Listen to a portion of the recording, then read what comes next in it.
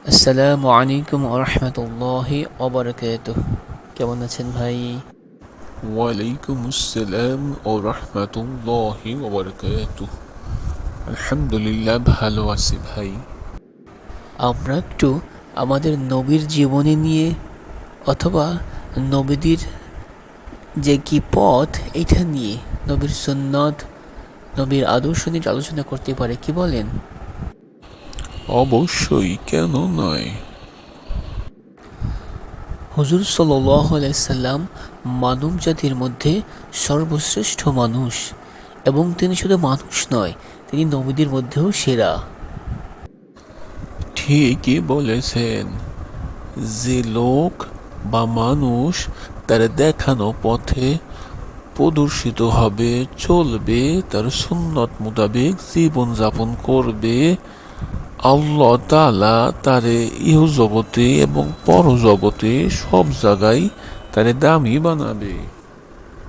হ্যাঁ ভাই, একদম সত্যি কথা বলেছেন।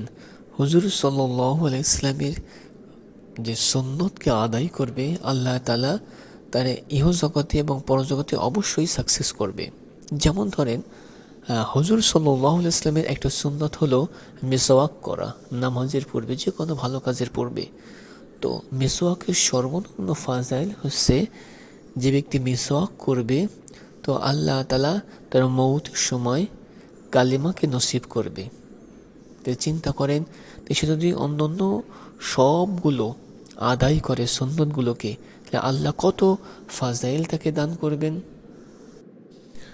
আপনি কি এইটা জানেন, যে ব্যক্তি যে কোনো কাজই করুক না কেন, তো সেই কাজের শুরুতে বা সেই কাজটা করতে গেলে সুন্নত তরিকা কি, এইটা যদি সে পালন করে, আর সে যদি সুন্নত মোতাবেক কাজ করে, চাই ফ্যামিলি, চাই ব্যবসা, চাই চাকরি, তো যদি সুন্নত মোতাবেক করে, তো সেই কাজটা তার ইবাদত হইয়া যাইবে।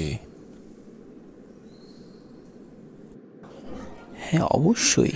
এখন থেকে আমি প্রত্যেকটা কাজ সুন্নত মোতাবেকই করব ইনশাআল্লাহ, এবং সবাইকে হুজুর সাল্লাল্লাহু আলাইহি ওয়াসাল্লামের সুন্নত মানলে কি উপকার, কি শেফা, এটা দাওয়াত দেবো ইনশাআল্লাহ।